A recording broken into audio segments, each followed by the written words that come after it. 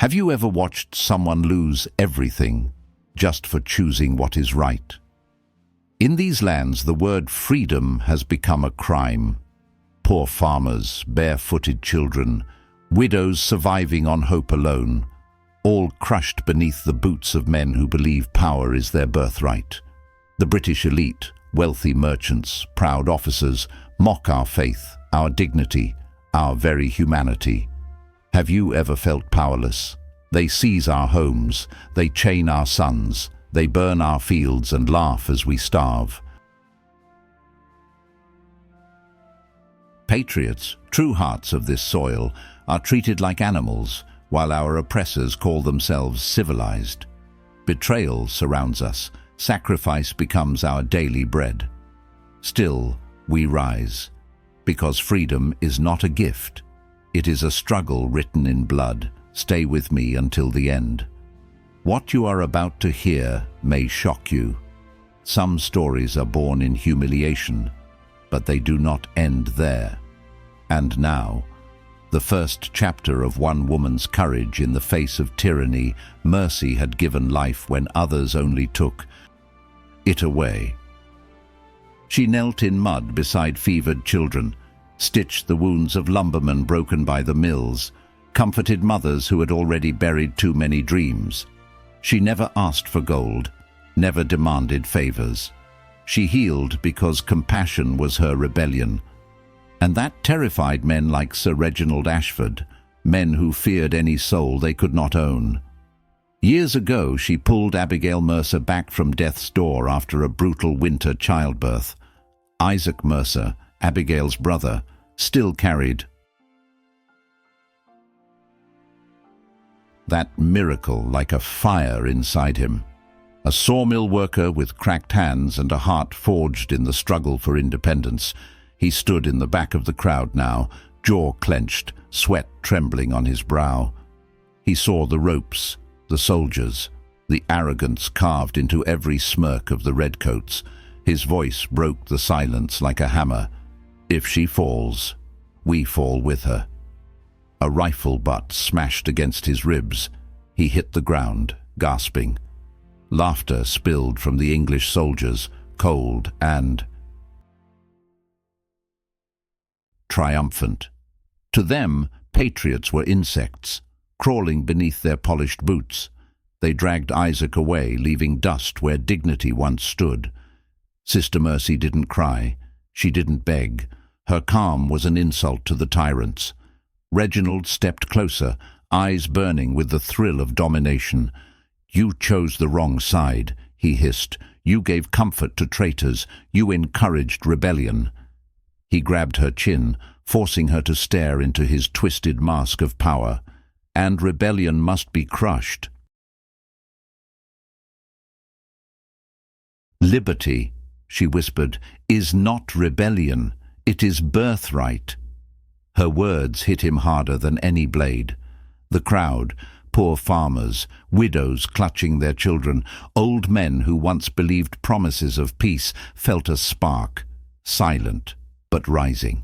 A transformation stirring in every clenched fist and tear-filled eye. The commander snapped his fingers. Drums thundered. The cross was dragged upright. Ropes scraped her skin. The villagers watched, trapped in shame, terrified to move, yet unable to look. Away. Each heartbeat sounded like a countdown to disgrace. The sky seemed to darken. Wind carried the silent cries of a people on the edge of breaking. Mercy closed her eyes and prayed, not for salvation, but for strength, for revelation, for the courage of those who still feared their own voices. Isaac fought against the soldiers, restraining him, blood on his teeth, fury in his breath. "You touch her, and you ignite a war you cannot extinguish." Redcoats punched him again. The humiliation continued. But no blow could extinguish that flame, because the hidden truth now blazed in every witness. Oppression has limits, and this one was dangerously close. On that village green, decisions were being carved into destiny, shame turning into resistance, fear mutating into defiance. A journey toward independence beginning with one woman's sacrifice.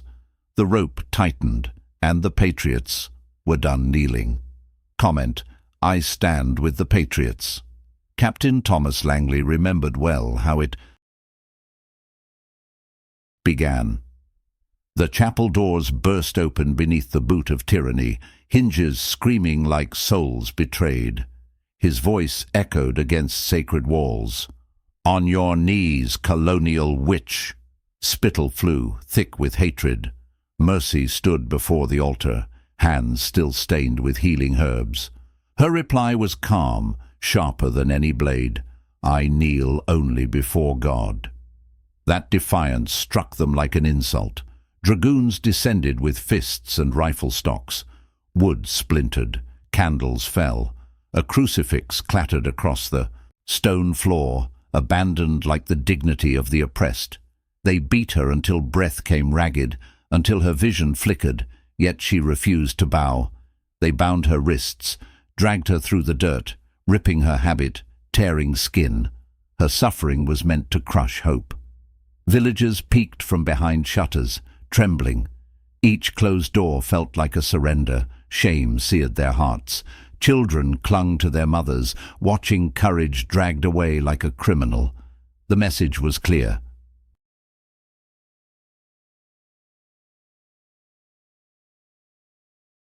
Compassion itself had become treason. Langley relished every moment. A noble by birth, he believed power flowed in his veins. Patriots were less than animals to him, useful only when broken. He smirked as Mercy's body scraped against the stones of the main road. "This is what happens," he snarled, "when rebellion infects the weak." But even bloodied, Mercy's gaze remained steady, a silent sermon against tyranny. She whispered prayers through split lips, blessing those too afraid to speak. Her humiliation became theirs. Her degradation, a mirror reflecting their own chains. Isaac Mercer watched from a distance that felt like a lifetime. Rage, guilt, and devotion battled inside him. Memories flashed. Mercy's hands saving his sister. The warmth of her smile when hope seemed lost. Now, watching her disgrace, he discovered a hidden truth. Independence demands sacrifice. If not his, then whose? Soldiers laughed as they paraded her to the square, a trophy of domination.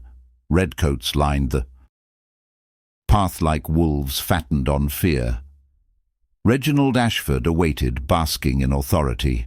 "You heal rebels," he repeated, savoring each word. "You challenge the crown. You bring transformation where obedience should rule."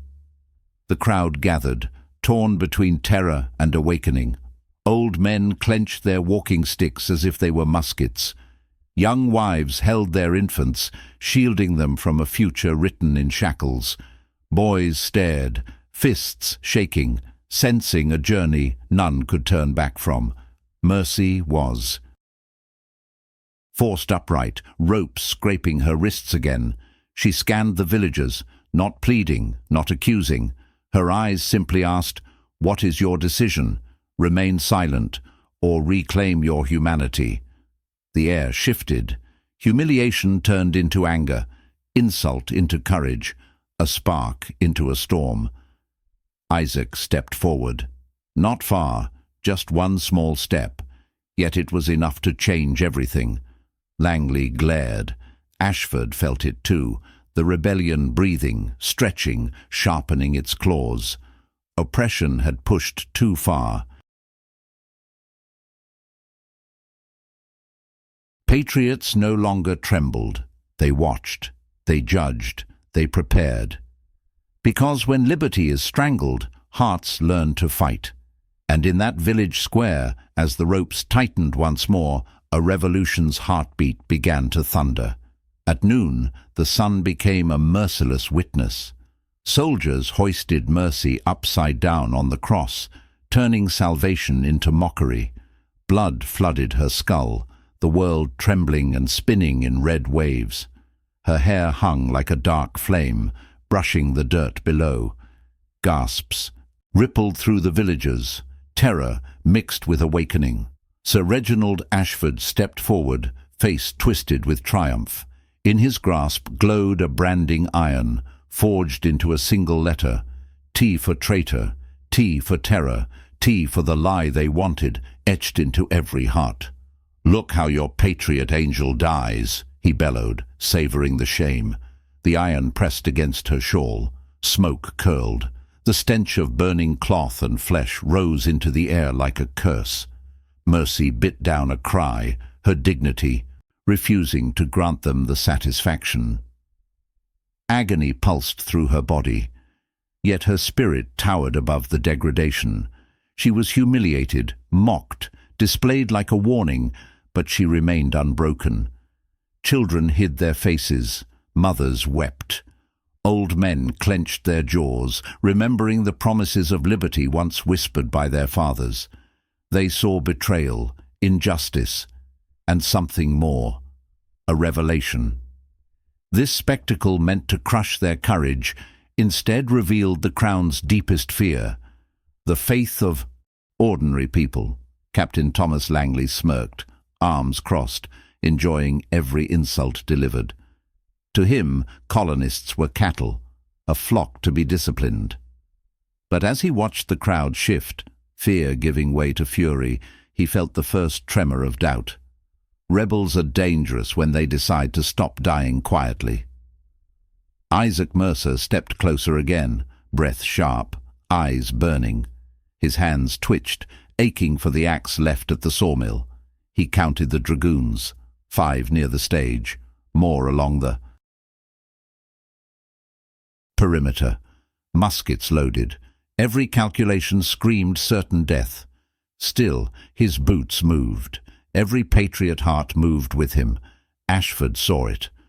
"Back!" he roared, pointing his sword at the villagers. "Anyone who dares speak for this wretch will hang beside her." No one moved back.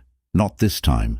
A transformation had begun, a slow, fierce uprising inside chests that had endured years of contempt. Silence cracked like ice under weight too heavy to bear.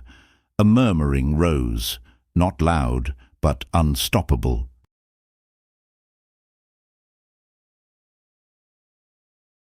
Mercy's vision blurred, but she saw enough. She saw her people awakening. Her pain had become a banner, her sacrifice a spark. She spoke, voice trembling yet powerful. "Liberty belongs to the humble, not to tyrants." Ashford slapped her, fury breaking through his polished mask. "You die today," he spat, "and rebellion dies with you." But rebellion was already alive, in every clenched fist, in every tear burning with purpose. The villagers were no longer watching a punishment, they were witnessing their destiny written in suffering. The iron dropped to the ground, hissing. Ashford prepared the final act, a signal away from murder dressed as justice. The rope strained, the cross groaned. Mercy's breaths grew thin. Isaac's heart made its decision. Because there comes a moment where a man must choose, submit to disgrace, or rise to honor. The tavern smelled of smoke and spilled ale. Men pretended to drink, while fear sat heavy on their shoulders. A steward's hand trembled. A sealed letter fell to the floor and skidded beneath a table. It was small. It was proof. Samuel Pike saw it first. 16 years old, raw-boned and fearless. He scooped it up without thinking. He ran with the secret in his fist. The paper burned his palm like a brand. He ran because truth is a weapon when lies rule. A musket cracked. The sound split the afternoon. Samuel stumbled, blood searing his shirt. He collapsed into Isaac's arms. He handed the paper with shaking fingers. His voice was thin. "For mercy, give them hell." Then he was gone. His eyes hid a peace that comes only from sacrifice. Isaac felt the world tilt. The letter was real. Inked deals, routes sold. Men who wore silk and smiled were traitors. Ashford had bartered militia safety for coin. Generals bought themselves quiet. Merchants lined their pockets. The betrayal was deep. It poisoned the very bones of the colony. Rage rose like a tide. It was not raw hatred alone. It was grief. It was righteous fury at shame he could no longer swallow. Isaac pressed the bloody paper to his chest. It trembled. Mercy hung above the square, head pounding, ropes biting her wrists. The branding marked her shawl. Every insult was visible, every indignity recorded in that single sheet. News travels on breath. A whisper became a shout. The villagers leaned out of windows, eyes wide. The militia, simple men with patched coats and tired faces, gathered at thresholds.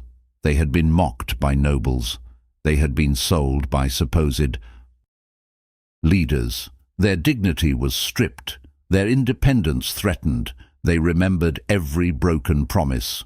Ashford strutted like a victor. He counted on fear. He counted on silence. He never imagined that shame could turn into courage. He never imagined a boy's blood would root a revolution. Isaac moved through the crowd with purpose. His steps were measured. His face was a map of decisions. He showed the letter to a few trusted men. Faces hardened, hands clenched, a slow chorus of agreement. Rose. No speeches, no grand plans, just a shared resolve. Decisions carved themselves in the open air. Word reached Mercy like a soft blade. She turned her head despite the roar in her skull. She saw Isaac. She saw Samuel's blood on his sleeve. Her lips formed a prayer that was also a command. Sacrifice, she had taught, should give birth to action. This was that birth. The revelation was brutal and clear. The enemy lived among them in fine coats and fake smiles. The hidden truth no longer slept. It walked the green in ink and wax. Independence was not an idea for pamphlets. It was a journey of broken men choosing to stand. Langley barked orders. Redcoats tightened ranks. Soldiers believed their muskets would seal this day's story. They did not see the invisible armory being built in the hearts of the oppressed. Humiliation had forged iron will. Contempt had sharpened purpose. A woman threw down her shawl. A farmer picked up a fallen hoe and felt its weight like a weapon. A boy clenched.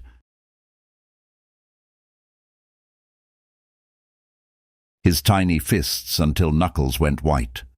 The crowd moved as one without a shout. It was a movement of simple motions, steps forward, breath held, eyes fixed. Isaac folded the bloodied paper and tucked it inside his coat. He would not scream. He would not be rash. Strategy was the new courage. Secrecy, sacrifice, and timing would be their arms.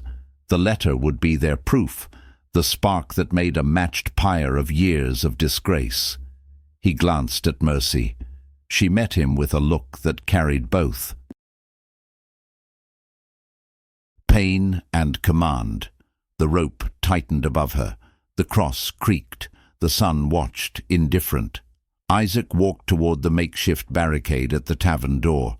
Each footfall felt like a chapter being written. The village held its breath. A path of no return lay ahead. Choices had been made. In the lumberyard the air smelled of sap and fury.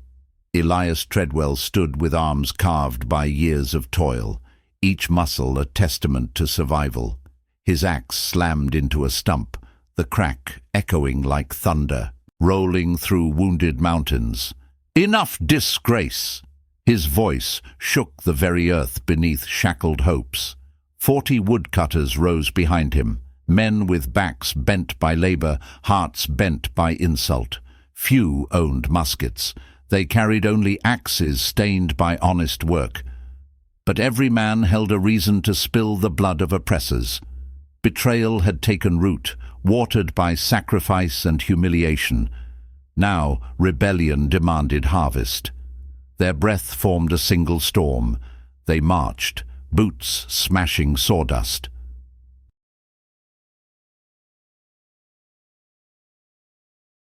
Journey of ordinary hands rising to claim dignity denied too long. Children watched in awe. Wives pressed trembling hands to their chests, fear battling pride.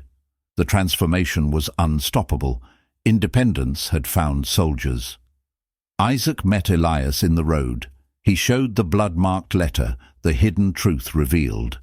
Ashford sold their defenders like livestock. Elias didn't blink, his jaw set like granite. They brand our saints, they shoot our boys, they spit on the soil that feeds them. Today, justice swings. The axes gleamed, each one a promise, each one a decision etched in steel. Redcoats on the green noticed the movement, too slow to stop it. Dragoons tightened their circles around Mercy's inverted cross, muskets raised, confident in the Crown's authority. Arrogance blinded them to the rising tide at their backs. Ashford looked at the woodcutters and sneered. "Animals," he muttered. "Chop wood, not fate." He raised his sword as if divine right sat perched upon its edge. But the steel tremor in his hand betrayed a revelation. These patriots no longer bowed. They no longer believed him powerful. They believed themselves chosen by liberty. Captain Langley barked insults, calling them peasants, worms, filthy rebels. His laughter curdled the air. Yet for the first time, no one flinched. Isaac stepped forward until he stood beneath Mercy's dangling form. Her blood dripped onto his shoulder, silent baptism. His anger burned, not wild, but sharpened by purpose. He lifted his mum, gazed to her, and spoke so only she could hear. "Your suffering will not be your legacy. It will be theirs." Mercy, vision blurring, saw the axes forming a wall of defiance.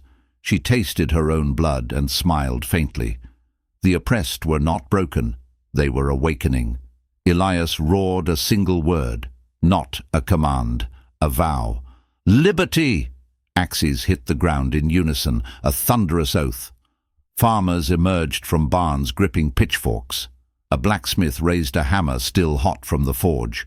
An elderly man removed his old militia coat, buttons tarnished, heart unyielding. Oppression had forged an army. Ashford spat curses, but fear poisoned his voice. Dragoons shuffled uneasy. The crowd no longer trembled. Humiliation had reached its limit. Shame transformed into a blade. Mercy's breaths came shallow, the rope slicing deeper.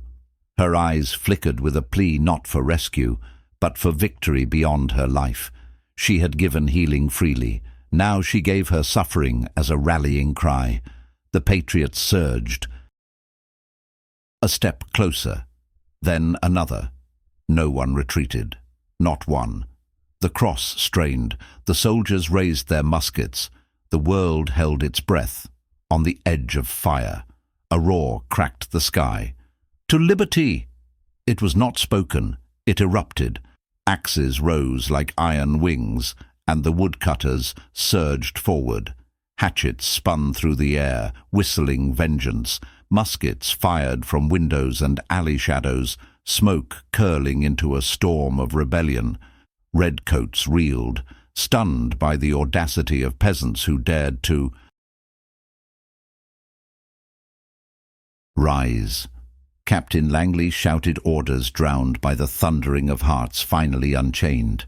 Steel clashed with sweat-soaked resolve. Independence took shape in the clash of crude blades against polished bayonets. Benjamin Ward, father of 3, a man who once begged for mercy at the tax office, now showed none. A bayonet pierced his ribs. Blood burst from his chest. Yet he did not fall backward. He hurled himself into a dragoon, locking his arms like roots around a stone. They crashed into the dirt. His sacrifice carved an opening. John Cutter seized it. He sprinted toward the cross, boots pounding over the soaked ground. Mercy hung swaying, blood dripping into the roots below, the earth itself drinking the price of dignity. Her vision swam, but she saw John coming. Hope flickered like a final candle fighting darkness. Ashford snarled, "Shoot the lumbermen! Shoot them all!" His voice broke, more fear than command. The Crown's mask of control cracked. Soldiers obeyed. Muskets lifted. But Isaac barreled into the firing line. His fist smashed into a dragoon's jaw, and the man tumbled backward, rifle misfiring into the sky. Chaos multiplied. Mothers dragged wounded militiamen to safety. Elderly neighbors used stones, shovels, anything their trembling fingers could hold. They had lived too long in disgrace to retreat now. Langley's horse tore through the melee, hooves kicking up dust and screaming rage. He raised his sword to strike John down, but Elias met him head-on. His axe arcing like judgment. Steel met steel. Sparks leapt. Langley pushed back with military precision, but Elias had something the captain lacked. A lifetime of struggle, each humiliation hammered into strength. Their weapons locked. Elias roared into Langley's face.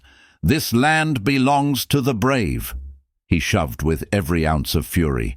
Langley toppled from his saddle, crashing against the dirt that despised his boots. Nearby, a dragoon seized a Patriot boy by the hair. Rebels die. "Screaming!"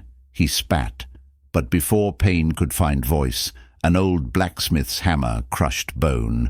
The boy fell free. The blacksmith stood trembling, yet taller than he had ever stood in his life. Transformation lives not in triumph, but in the moment a slave realizes he is a soldier. Arrows of fear stabbed Ashford's confidence. His eyes darted from musket to musket, searching for loyalty among purchased hearts. But loyalty cannot be bought, only demanded through tyranny. And that demand was shattering. Isaac reached the cross. His hands tore at the knots binding Mercy. "Hold on," he breathed, voice cracking. "We are with you." Her eyes fluttered open, the world upside down, yet full of uprising. Ropes strained, redcoats charged again, desperate to restore shame to a people who refused it. Muskets aimed at Isaac's unprotected back. John Cutter spun, hatchet raised, but distance mocked his speed. Bullets thirsted for vengeance. The woodcutter's battle cry rose once more, furious, trembling, alive. For mercy. But the moment stretched, the shot not yet fired, the future trembling on a blade's edge. Right, the flame of freedom lives in me. Isaac climbed the cross while bullets tore splinters from the wood beside his ears. The world narrowed to a single task: save the woman who embodied everything they were fighting for. His knife slashed the ropes. They snapped like chains breaking. Mercy fell, limp, blood streaking her face, and he caught her against his chest before. The ground could claim her. Her breaths were thin, fragile threads holding her to life. "Stay with us," he whispered, voice trembling. "We need you." A dragoon lunged. Elias swung his axe with brutal finality. Bone cracked, blood sprayed. The soldier collapsed in silence. The lumberman didn't pause. Justice demanded more. The village tasted rebellion. Redcoats, once feared, now looked mortal.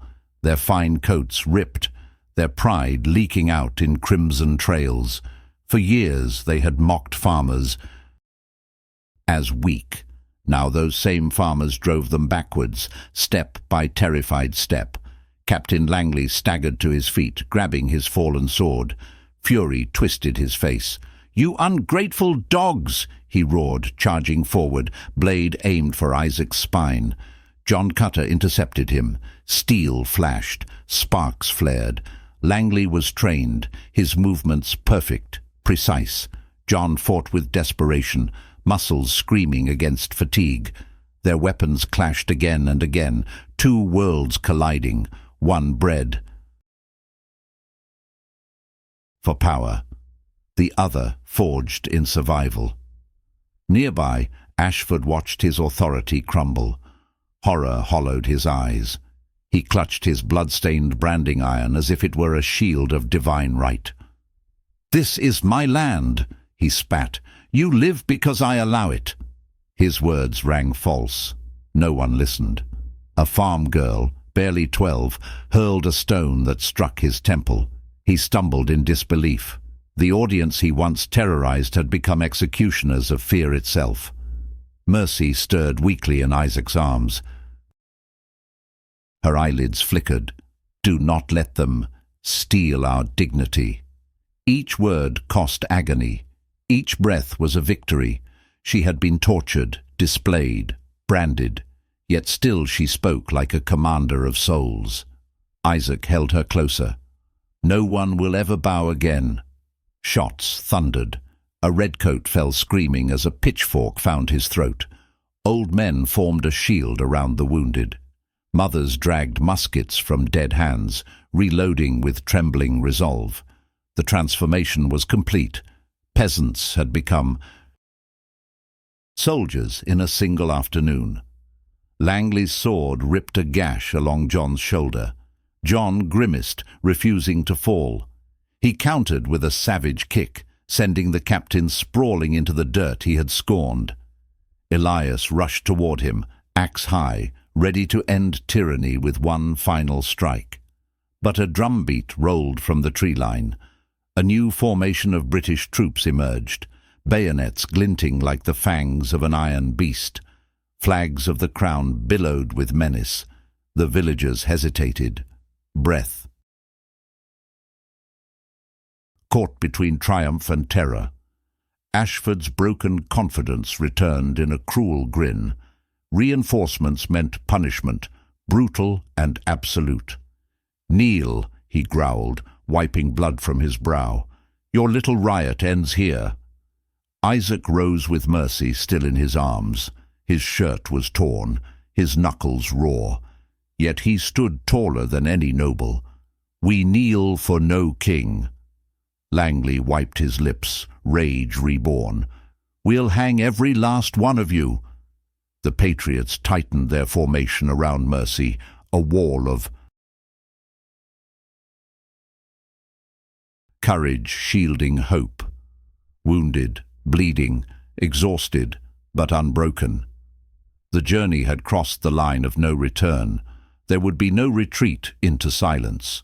There could only be sacrifice or independence. A heavy stillness claimed the air. Two forces stared at one another across a field soaked in blood and promise. The next breath would decide the fate of Millfield. War had arrived, and it demanded an answer. Night swallowed Millfield. Lanterns flickered across the village green like fragile stars above a battlefield still breathing. Bodies lay where they had fallen, redcoats and patriots alike. The air trembled with smoke, sweat, and the raw scent of transformation. Freedom had finally spoken, and it had teeth. Isaac stood beneath the same cross where Mercy had bled for them. His hands were stained, some with his own blood, most with sacrifice given by others. In the other hand, he gripped the letter that condemned a wealthy traitor more completely than any blade. His voice cut through the quiet. Reginald Ashford sold his own people to the crown. The villagers roared, no hesitation, no doubt. "Crucify him!" Those once too afraid to raise their eyes now demanded justice with every breath they had left. Betrayal lit fury where fear once lived. Ashford struggled against the ropes as they dragged him to the cross he believed belonged only to patriots. He spat curses, promised the hangman would return, swore the king would raise every home, but the people no longer. Trembled at threats wrapped in silk. His authority had evaporated the moment courage replaced submission.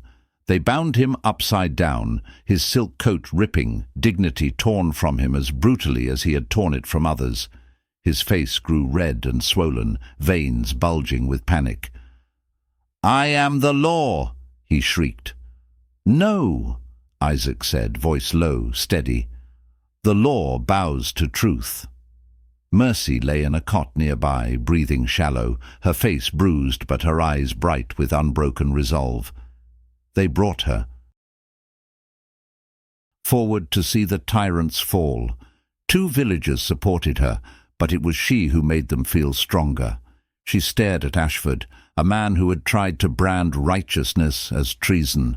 Her voice came out soft, yet weightier than any soldier's command.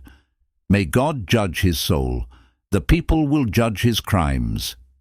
The silence that followed was absolute, a reckoning hanging heavier than any musket smoke. Ashford's screams cracked into pleading. "I only did what was needed. Order must be preserved." The excuses of the powerful sounded pitiful when stripped of the fear they used to enforce them. Captain Langley, wounded and chained to a post, listened with horror widening his eyes. He realized something that chilled him more than the blood dripping from his own wounds. Patriots had tasted rebellion and found it righteous. The villagers gathered closer. Women who had buried children because soldiers stole their crops. Old militiamen forced into disgrace. Young boys who had seen their futures snapped by taxes and tyranny. They came not as a mob, but as accusers. Every injustice was remembered. Every sacrifice was counted. Ashford's breath rasped in panic as the rope creaked beneath his weight. He dangled from the very instrument of humiliation he once commanded. The symbol had reversed. The tyrant was now the criminal. Mercy pressed a trembling hand to Isaac's arm. "This is not revenge," she whispered. "This is a beginning." Her words were a revelation born of suffering, a journey.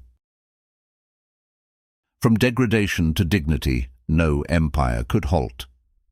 Isaac nodded, jaw set. "Tonight we decide who we are." His gaze swept the villagers. Slaves to a crown, or guardians of liberty? No one hesitated. They had already chosen. Yet, as justice loomed over Ashford's final breath, a distant horn echoed through the night, sharp, cold, merciless. The sound of regimented boots began to drum from the dark woods beyond the green. More soldiers, more power, more blood on the horizon. A chill spread through. The Patriots. Not fear, but understanding. What happened in Millfield would not stay hidden. The struggle had only begun. This village would become a spark carried by the wind, or a warning crushed under an empire's heel. Isaac lifted Mercy gently, shielding her as the soldiers' shadows approached. The people formed a barricade of bodies and courage. The lantern flames trembled, not from wind, but from destiny rushing nearer. Liberty demanded its price, and dawn promised a reckoning.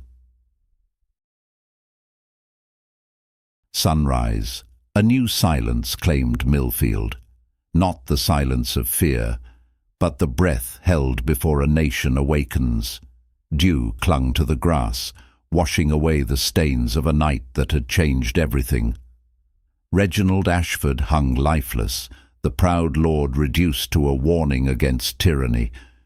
His polished boots dangled above the dirt he once believed too sacred for patriots to touch. The mighty now answered to the humble. Mercy lived. Her wounds burned, her body weak, yet her spirit shone brighter than the morning light spreading across the hills. The branding meant to disgrace her now glowed like a mark of honor, proof that even the pure may bleed for liberty. Isaac helped her stand. Their shadows stretched long and fearless across the village green. He looked upon the faces of farmers, widows, lumbermen, elders, people once bent by oppression who now carried themselves like warriors. Smoke curled from chimneys that had nearly become graves. The price of dignity had been paid in blood, and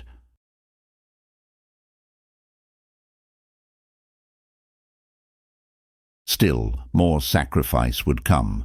Isaac stepped forward, voice steady as steel. "We are done kneeling. Independence begins here." The words did not echo. They rooted. They became the heartbeat of a people transformed.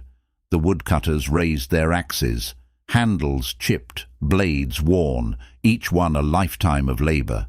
No longer tools of survival, now banners of the humble and the free.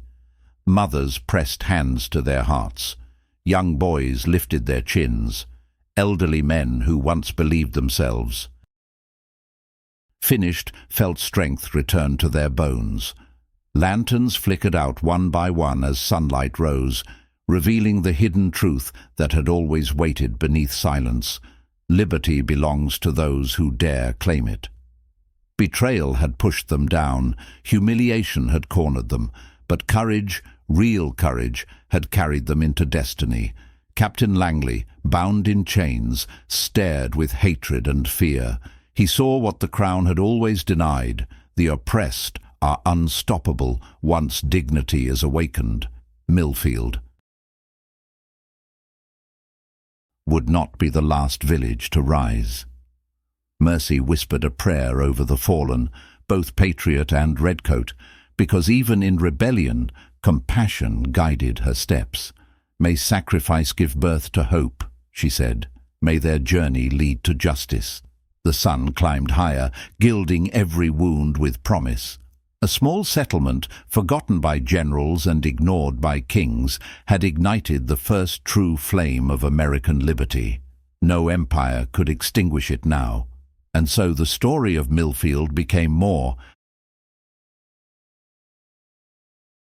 than a battle. It became a vow. Their axes would cut a path toward a land where no one bows to tyranny. Their voices would thunder a message across the world: dignity is worth every drop of blood.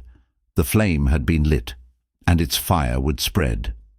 If this story moved your heart, if you felt the struggle and the triumph of these humble patriots, let us know you stand with them. Leave a like and comment below. The flame of freedom lives in me.